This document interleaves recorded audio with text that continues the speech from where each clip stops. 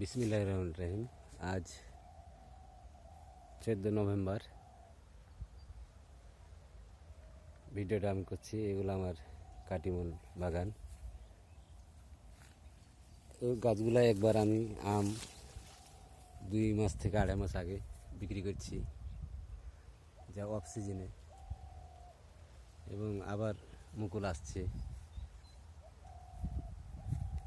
কিছু গাছে আসেনি এবং কিছু গাছে আসছে। এটাই কাটিমন আমের নিয়ম।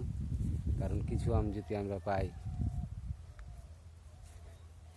এই অফ সিজনে, এইগুলা ইনশাল্লাহ রমজান মাসে কিছু আগে পিছেই আমগুলো পাকবে